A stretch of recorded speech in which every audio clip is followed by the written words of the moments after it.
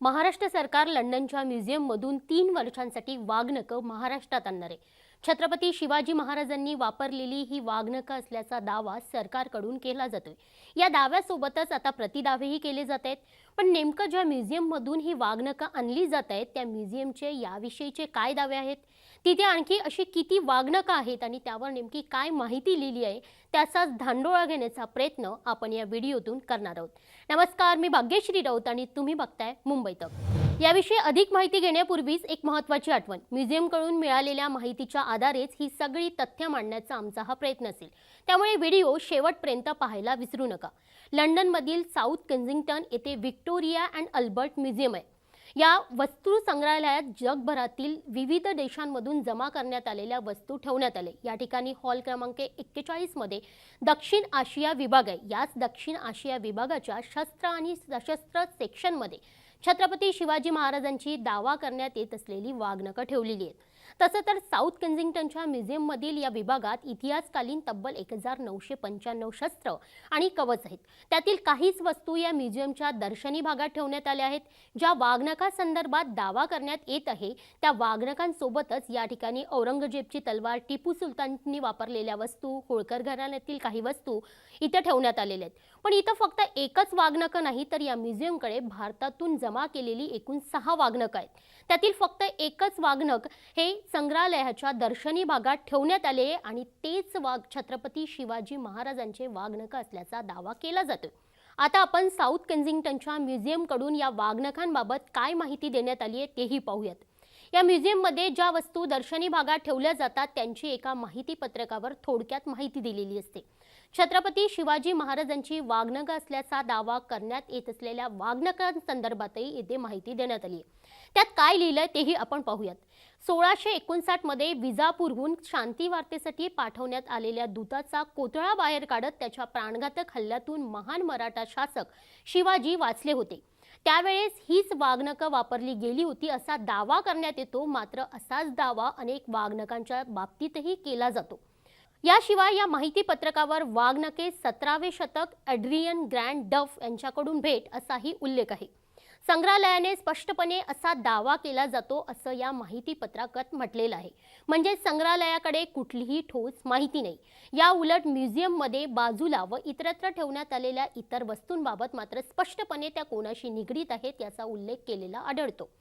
हे तर झालं दर्शनी भागात ठेवण्यात आलेल्या वाघनखं आणि त्याच्या माहिती संदर्भात। आता आपण संग्रहालयाच्या कॅटलॉगमध्ये या वाघनखांसंदर्भात काय ऐतिहासिक माहिती देण्यात आलेली आहे ती देखील पाहूयात। साऊथ केन्सिंग्टनच्या म्युझियममध्ये आधी सांगितल्याप्रमाणे दक्षिण आशियामधील जवळपास 1995 शस्त्र आहेत। त्या संदर्भातील संपूर्ण माहिती वस्तू संग्रहालयाच्या वेबसाईटवर देण्यात आली आहे। हीच माहिती म्युझियमच्या कॅटलॉगमध्येही असते। छत्रपती शिवाजी महाराजांनी वापरल्याचा दावा करण्यात येत असलेल्या वाघनखांविषयी वेबसाईटच्या कॅटलॉगमध्ये काय माहिती दिली आहे तेही आपण पाहूयात। या वाघनखांसंदर्भात पार्श्वभूमी सांगताना त्यात म्हटलंय की ही वाघनखं जेम्स ग्रँड डफ यांच्या ताब्यात होती। ईस्ट इंडिया कंपनीचे तत्कालीन अधिकारी डफ हे 1818 मध्ये तत्कालीन सातारा प्रांताचे राजकीय मध्यस्थ होते, तेव्हा त्यांना ही वाघनखं मिळाली आहेत। म्युझियममध्ये या वाघनखांसोबतच एक लेदर केसही आहे, जी की डफ यांनी स्कॉटलंडला परतल्यावर ती तयार करून घेतली होती। याच लेदर केसवर लिहिलंय की शिवाजी यांची वाघनखं ज्याने त्यांनी मुघल सरदाराला मारलं होतं। तत्कालीन पेशव्यांनी सातारा वास्तव्यादरम्यान ही वाघनखं दिली होती असा उल्लेख या लेदर केसवर करण्यात आलाय। यानंतर छत्रपती शिवाजी महाराज आणि अफजल खानाच्या भेटी दरम्यान घडलेल्या प्रसंगाचा उल्लेखही या माहितीत करण्यात आलाय। शेवटचे पेशवा बाजीराव दुसरे हे 1818 मध्ये तिसऱ्या अँग्लो मराठा युद्धादरम्यान ब्रिटिशांना शरण गेले। त्यानंतर कानपूर जवळील बिठूर येथे त्यांची रवानगी करण्यात आली होती। शक्यता आहे की त्याच वेळी त्यांनी ग्रँड डफ यांना ही वाघनखं सोपवली असावीत असं या माहितीत म्हटले। 160 वर्षांआधीच छत्रपती शिवाजी महाराजांनी हीच वाघनखं वापरली होती किंवा नाही याची शहानिशा करणे शक्य झालेले नाही असंही स्पष्टपणे शेवटी या वेबसाईटवर म्हणण्यात आले। याशिवाय वेबसाईटवरील माहितीनुसार जेम्स ग्रँड डफ यांचे वंशज एड्रियन ग्रँड डफ यांनी व्हिक्टोरिया अँड अल्बर्ट म्युझियमला वाघनखं आणि लेदर केस भेट दिल्याचा उल्लेखही आहे। आता आपण वाघनखांविषयी जाणून घेऊयात। स्टीलच्या धातूपासून बनवलेल्या या वाघनखांची लांबी 8.6 सेंटीमीटर असून रुंदी 3.5 सेंटीमीटर आहे.